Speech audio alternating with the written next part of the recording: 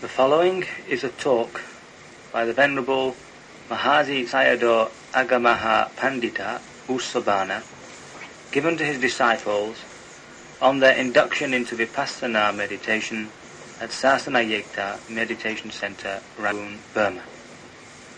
Practical Vipassana meditational exercises. The practice of Vipassana, or insight meditation, is the effort made by the meditator to understand correctly the nature of the psycho-physical phenomena taking place in his own body. Physical phenomena are the things or objects which one clearly perceives around one. The whole of one's body that one clearly perceives constitutes a group of material qualities, rupa. Psychical or mental phenomena are acts of consciousness or awareness, nama.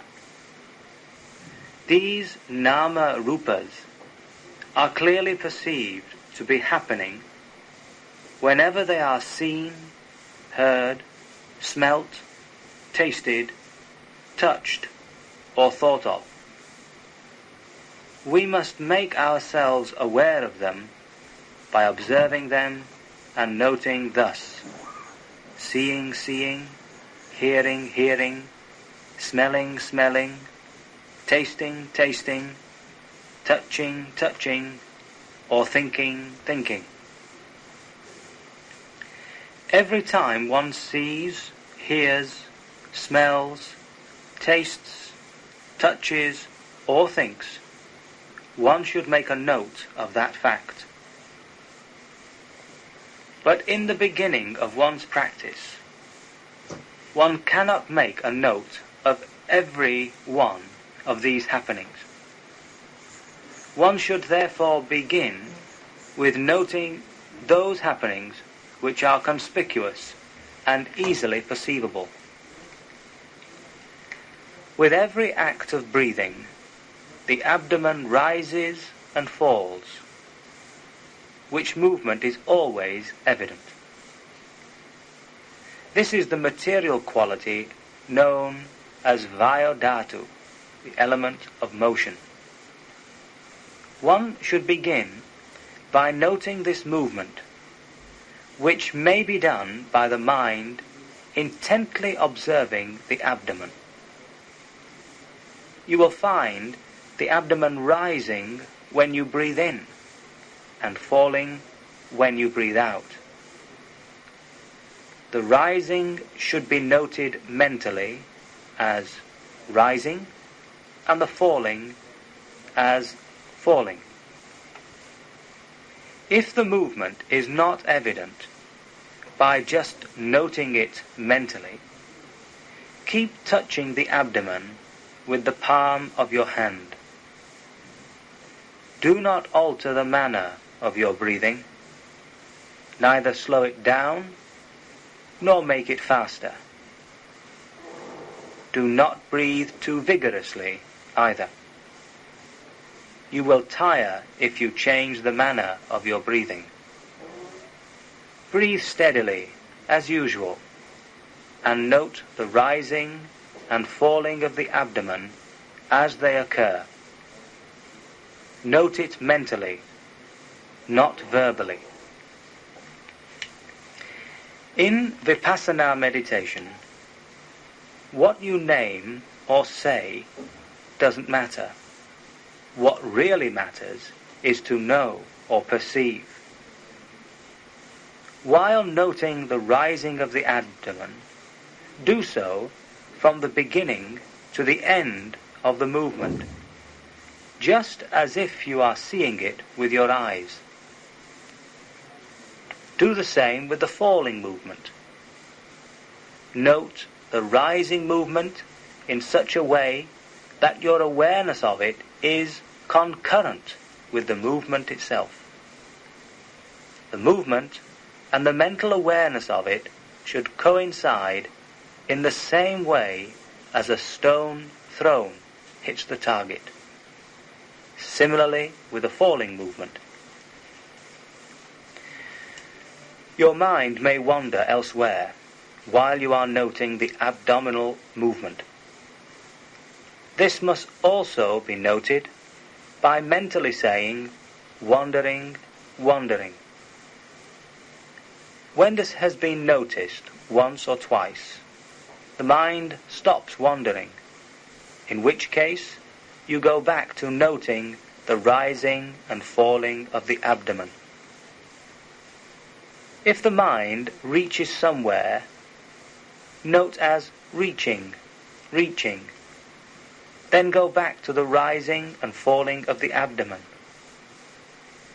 If you imagine meeting somebody, note as meeting, meeting. Then back to the rising and falling. If you imagine meeting and talking to somebody, note as talking, talking. In short, whatever thought or reflection occurs should be noted. If you imagine, note as imagining. If you think, thinking. If you plan, planning. If you perceive, perceiving. If you reflect, reflecting. If you feel happy, happy. If you feel bored, bored. If you feel glad, glad. If you feel disheartened, disheartened. Noting all these acts of consciousness is called Cittanupassana. Because we fail to note these acts of consciousness, we tend to identify them with a person or individual. We tend to think that it is I who is imagining, thinking, planning, knowing, or perceiving. We think there is a person who from childhood onwards has been living and thinking. Actually, no such person exists. There are instead only those continuing and successive acts of consciousness. That is why we have to note these acts of consciousness and know them for what they are. That is why we have to note each and every act of consciousness as it arises. When so noted, it tends to disappear. We then go back to noting the rising and falling of the abdomen. When you have sat meditating for long, sensations of stiffness and heat will arise in your body. These are to be noted carefully too. Similarly, with sensations of pain and tiredness. All these sensations are dukkha vedana, feeling of unsatisfactoriness, and noting them is vedananupassana. Failure or omission to note these sensations makes you think, I am stiff, I am feeling hot, I am in pain, I was all right a moment ago, now I am uneasy with these unpleasant sensations. The identification of these sensations with the ego is mistaken.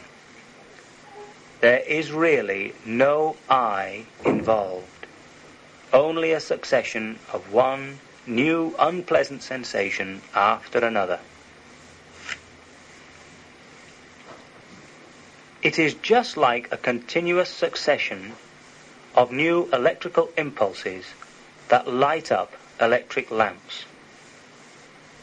Every time unpleasant contacts are encountered in the body, unpleasant sensations arise, one after the other. These sensations should be carefully and intently noted, whether they are sensations of stiffness, of heat, or of pain. In the beginning of the yogi's meditational practice, these sensations may tend to increase and lead to a desire to change his posture. This desire should be noted, after which the yogi should go back to noting the sensations of stiffness, heat, etc. Patience leads to nibbana, as the saying goes. This saying is most relevant in meditational effort. One must be patient in meditation. If one shifts or changes one's posture too often, because one cannot be patient with the sensation of stiffness or heat that arises, samadhi, good concentration, cannot develop. If samadhi cannot develop, insight cannot result, and there can be no attainment of magga, the path that leads to nibbana, phala, the fruit of that path, and nibbana. That is why patience is needed in meditation. It is patience mostly with unpleasant sensations in the body, like stiffness, sensations of heat and pain, and other sensations that are hard to bear. One should not immediately give up one's meditation on the appearance of such sensations and change one's meditational posture. One should go on patiently, just noting as stiffness, stiffness, or hot, hot. Moderate sensations of these kinds will disappear if one goes on noting them patiently. When concentration is good and strong, even intense sensations tend to disappear. One then reverts to noting the rising and falling of the abdomen. One will, of course, have to change one's posture if the sensations do not disappear, even after one has noted them for a long time. And if, on the other hand, they become unbearable, one should then begin noting as wishing to change, wishing to change. If the arm rises, note as rising, rising. If it moves, note as moving, moving. This change should be made gently and noted as rising, rising, moving, moving, touching, touching. If the body sways, swaying, swaying. If the foot rises, rising, rising. If it moves, moving, moving. If it drops, dropping, dropping. If there is no change, but only static rest, go back to noting the rising and falling of the abdomen. There must be no intermission in between. Only contiguity between a preceding act of noting and a succeeding act, between a preceding samadhi, state of concentration, and a succeeding one. Only then will there be successive and ascending stages of maturity in the yogi's state of intelligence. Magga and Phala Jnana, knowledge of the path and its fruit, are attained only when there is this kind of gathering momentum. The meditative process is like that of producing fire by energetically and unremittingly rubbing two sticks of wood together so as to attain the necessary intensity of heat when the flame arises. In the same way, the noting in Vipassana meditation should be continual and unremitting,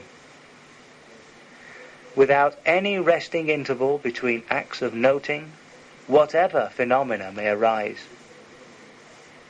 For instance, if a sensation of itchiness intervenes and the yogi desires to scratch because it is hard to bear, both the sensation and the desire to get rid of it should be noted, without immediately getting rid of the sensation by scratching.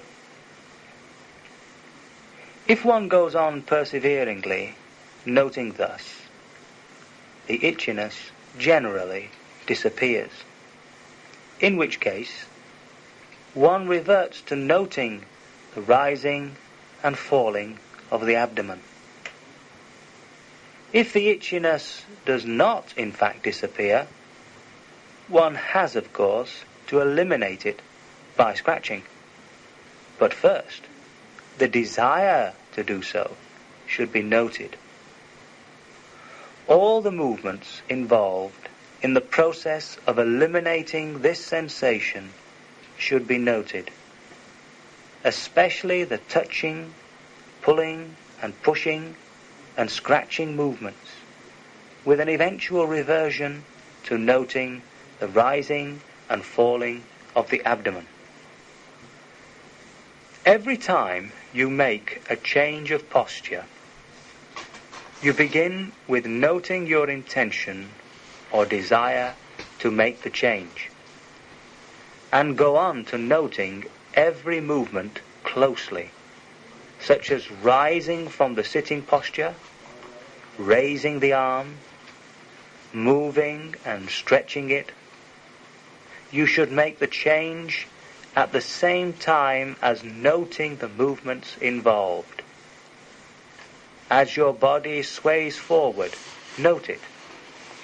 As you rise, the body becomes light and rises.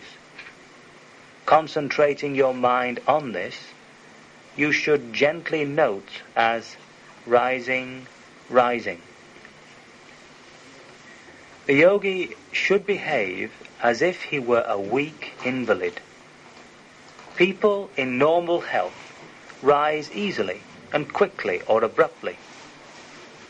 Not so with feeble invalids, who do so slowly and gently. The same is the case with people suffering from backache, who rise gently, lest the back hurt and cause pain. So also with meditating yogis. They have to take their changes of posture gradually and gently.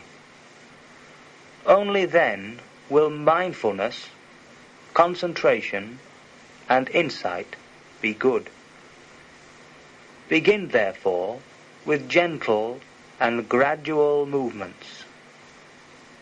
When rising, the yogi must do so gently, like an invalid, at the same time noting as rising, rising. Not only this, though the eye sees, the yogi must act as if he does not see. Similarly, when the ear hears, while meditating, the yogi's concern is only to note. What he sees and hears are not his concern. So whatever strange or striking things he may see or hear, he must behave as if he does not see or hear them, merely noting carefully. When making bodily movements, the yogi should do so gradually, as if he were a weak invalid, gently moving the arms and legs, bending or stretching them, bending down the head and bringing it up. All these movements should be made gently. When rising from the sitting posture, he should do so gradually, noting as rising, rising. When straightening up and standing, note as standing, standing. When looking here and there, note as looking, seeing.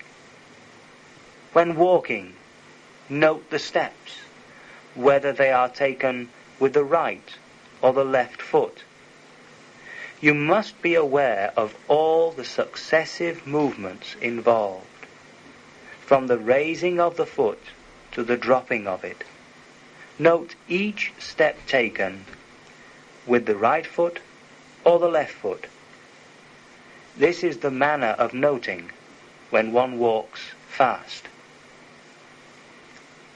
It will be enough if you note thus when walking fast and walking some distance. When walking slowly or doing the Chankama walk, walking up and down, 3 movements should be noted in each step. When the foot is raised, when it is pushed forward, and when it is dropped. Begin with noting the raising and dropping movements. One must be properly aware of the raising of the foot. Similarly, when the foot is dropped, one should be properly aware of the heavy falling of the foot. One must walk, noting as raising, dropping, dropping with each step. This noting will become easier after about 2 days. Then go on to noting the 3 movements as described above, as raising, pushing forward, dropping, raising, pushing forward, dropping. In the beginning, it will be suffice to note 1 or 2 movements only, thus right step, left step, when walking fast, and raising, dropping, when walking slowly. If walking thus, you want to sit down, note as wanting to sit down, wanting to sit down. When actually sitting down, note concentratedly the heavy falling of your body. When you are seated, note the movements involved in arranging your legs and arms. When there are no such movements, but just a stillness, static rest of the body, note the rising and falling of the abdomen. While noting thus, and if stiffness of your limbs and sensation of heat in any part of your body arise, go on to note them. Then back to rising, falling. While noting thus, and if a desire to lie down arises, note it, and the movements of your legs and arms as you lie down. The raising of the arm, the moving of it, the resting of the elbow on the floor, the swaying of the body, the stretching of the legs, the listing of the body as one slowly prepares to lie down, all these movements should be noted. To note as you lie down thus is important. In the course of this movement, that is, lying down, you can gain a distinctive knowledge, that is, Maggaññāna and Phalāññāna, the knowledge of the path and its fruition. When samadhi, concentration, and jnana, insight, are strong, the distinctive knowledge can come at any moment. It can come in a single bend of the arm, or in a single stretch of the arm. Thus it was that the Venerable Ananda became an Arahat. The Venerable Ananda was trying strenuously to attain Arahatship overnight on the eve of the first Buddhist council. He was practicing the whole night the form of Vipassana meditation known as Kaya Gottasati, noting his steps, right and left, raising, pushing, forward, and dropping of the feet, noting happening by happening, the mental desire to walk, and the physical movement involved in walking. Although this went on till it was nearly dawn, he had not yet succeeded in attaining arahatship. Realizing that he had practiced the walking meditation to excess, and that in order to balance samadhi, concentration, and virya, effort, he should practice meditation in a lying posture for a while, he entered his chamber. He sat on the couch and then lay himself down. While doing so, and noting lying, he attained arahatship in an instant. The Venerable Ananda was only a Satipatthana, that is, a stream winner, or one who has attained the first path on the path to Nibbana, before he thus lay himself down. From Satipatthana, he continued to meditate and reached Sakadagamihud, that is, the condition of the once-returner, or one who has attained the second stage on the path. Anagamihud, that is, the state of the non-returner, or one who has attained the third stage on the path, and arahatship, that is, the condition of the noble one, who has attained the last stage on the path. Reaching these three successive stages of the higher path took only a little while. Just think of this example of the Venerable Ananda's attainment of arahatship. Such attainment can come at any moment and need not take long. That is why the yogi should note with diligence all the time. He should not relax in his noting, thinking, this little lapse should not matter much. All movements involved in lying down and arranging the arms and legs should be carefully and unremittingly noted. If there is no movement but only stillness of the body, go back to the noting of the rising and falling of the abdomen. Even when it is getting late and time for sleep, the yogi should not go to sleep yet, dropping his noting. A really serious and energetic yogi should practice mindfulness as if he were foregoing his sleep altogether. He should go on meditating till he falls asleep. If the meditation is good and has the upper hand, he will not fall asleep.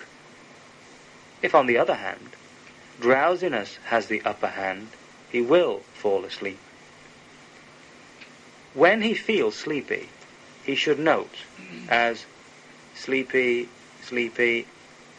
If his eyelids droop, drooping, drooping. If they become heavy or leaden, heavy, heavy. If the eyes become smarting, smarting, smarting. Noting thus, the drowsiness may pass, and the eyes become clear again. The yogi should then note as clear, clear, and go on to note the rising and falling of the abdomen.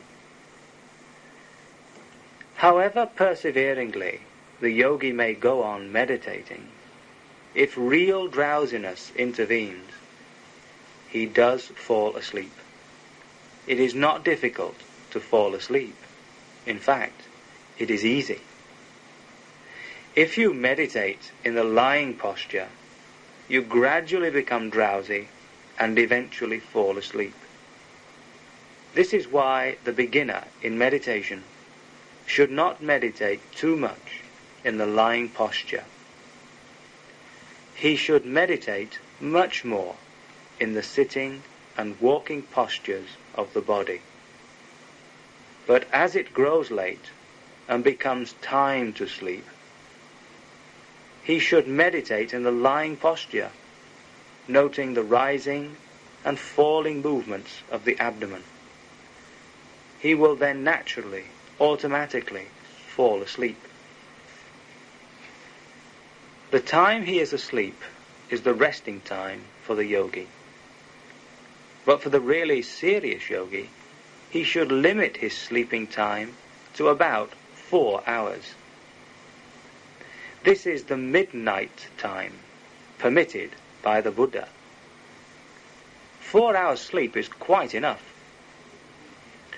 If the beginner in meditation thinks that 4 hours sleep is not enough for health, he may extend it to 5 or 6 hours. 6 hours sleep is clearly enough for health. When the yogi awakens, he should at once resume noting. The yogi who is really bent on attaining Magga and Phala Jnana should rest from meditational effort only when he is asleep. At other times, in his waking moments, he should be noting continually and without rest. That is why, as soon as he awakens, he should note the wakening state of his mind as awakening. If he cannot yet make himself aware of this, he should begin noting the rising and falling of the abdomen. If he intends to get up from bed, he should note as intending to get up. He should then go on to note the changing movements he makes as he arranges his arms and legs. When he raises his head and rises, note as rising. If he makes any changing movements as he arranges his arms and legs, all of these movements should also be noted. If there are no changes, but only a sitting quietly, he should revert to noting the rising and falling movements of the abdomen. One should also note when one washes one's face and when one takes a bath. As the movements involved in these acts are rather quick, as many of them should be noted as possible. There are then acts of dressing, of tidying up the bed, of opening and closing the door. All these should also be noted as closely as possible. When the yogi has his meals and looks at the meal table, he should note as looking, seeing, looking, seeing. When he extends his arm towards the food, touches it, collects and arranges it, handles it, and brings it to the mouth, bends his head and puts the morsel of food into his mouth, drops his arm and raises his head again, all these movements should be duly noted. The following instructions are a way of noting in accordance with the Burmese way of taking a meal. Those who use fork or spoon or chopsticks should note the movements in an appropriate manner. When he chews the food, he should note as chewing. When he comes to know the taste of the food, he should note as knowing. As he relishes the food and swallows it, as the food goes down his throat, he should note all these happenings. This is how the yogi should note as he takes one morsel after another of his food. as he takes his soup, all the movements involved, such as extending of the arm, handling of the spoon, and scooping with it, and so on, all these should be noted. To note thus at mealtime is rather difficult, as there are so many things to observe and note. The beginning yogi is likely to miss several things which he should note, but he should resolve to note all. He cannot, of course, help it if he overlooks and misses some, but as his samadhi concentration becomes strong, he will be able to note closely all these happenings. Well, I have mentioned so many things for the yogi to note, but to summarize, there are only a few things to note. When walking fast, note as right step, left step, and as raising, dropping, when walking slowly. When sitting quietly, just note the rising and falling of the abdomen. Note the same when you are lying, if there is nothing particular to note. While noting thus, and if the mind wanders, note the acts of consciousness that arise. Then back to the rising and falling of the abdomen. Note also the sensations of stiffness, pain, and ache, and itchiness as they arise. Then back to the rising and falling of the abdomen. Note also as they arise the bending and stretching and moving of the limbs, bending and raising of the head, swaying and straightening of the body, then back to the rising and falling of the abdomen. As the yogi goes on noting thus, he will be able to note more and more of these happenings. In the beginning, as his mind wanders here and there, the yogi may miss noting many things, but he should not be disheartened. Every beginner in meditation encounters the same difficulty, but as he becomes more practiced, he becomes aware of every act of mind wandering, till eventually the mind does not wander any more. The mind is then riveted on the object of its attention, the act of mindfulness becoming almost simultaneous with the object of its attention, such as the rising and falling of the abdomen. In other words, the rising of the abdomen becomes concurrent with the act of noting it, and similarly with the falling of the abdomen.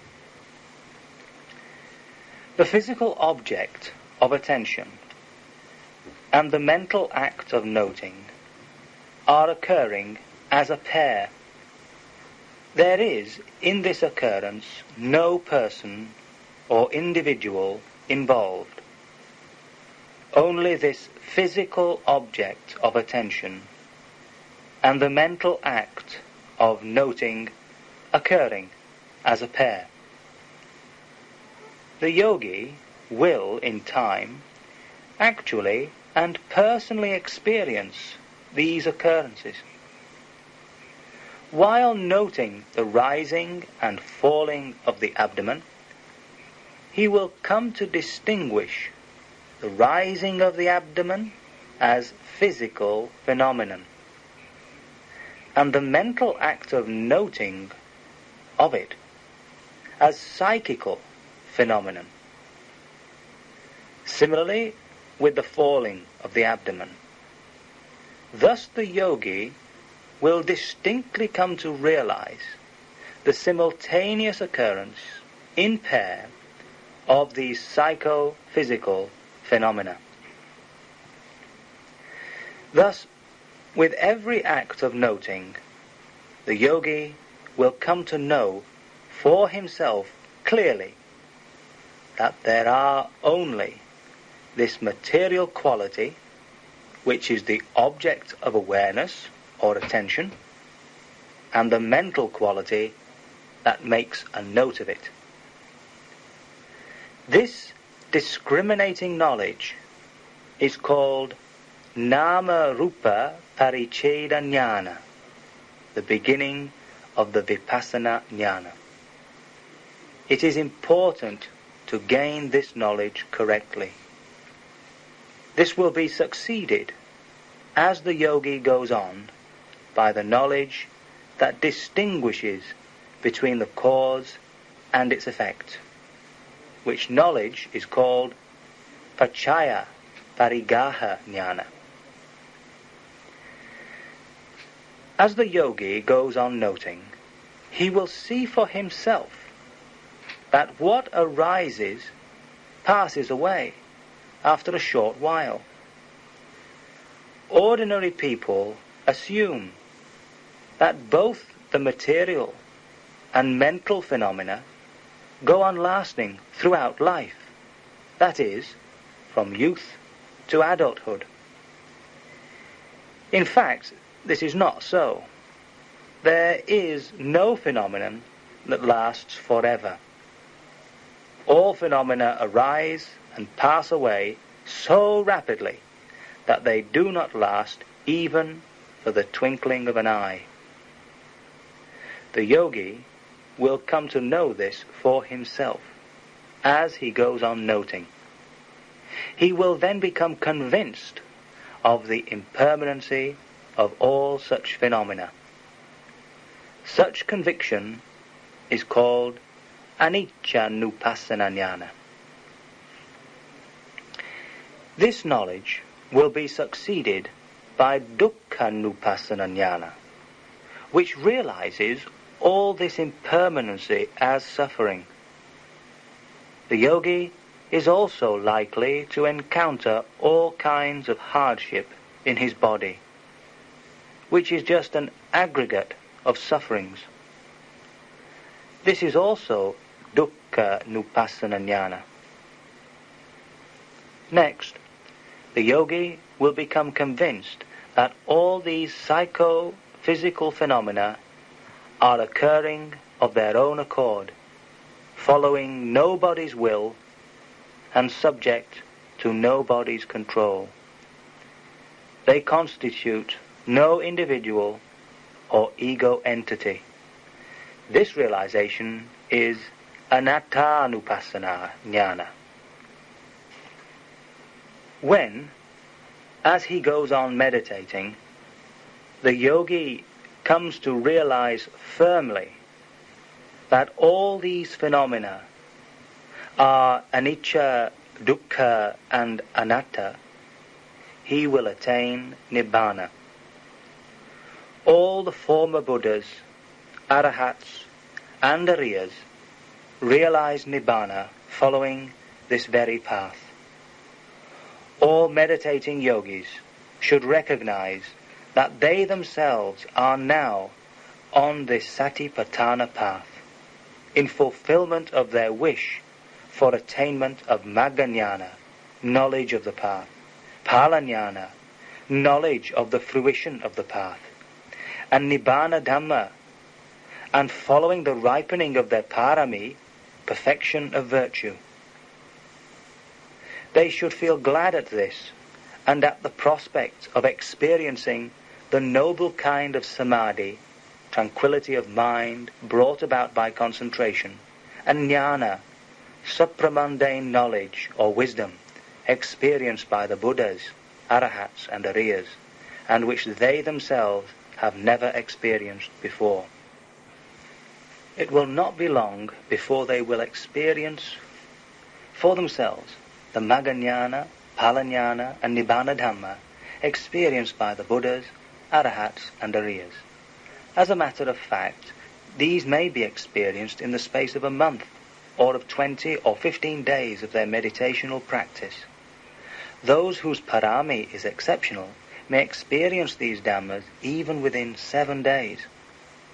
The yogi should therefore rest content in the faith that he will attain these Dhammas in the time specified above, that he will be freed of Sakkaya Ditthi, ego belief, and Vicikicca, doubt or uncertainty, and saved from the danger of rebirth in the nether worlds. He should go on with his meditation practice in this faith. May you all be able to practice meditation well and quickly attain that Nibbana which the Buddhas, Arahats and Ariyas have experienced.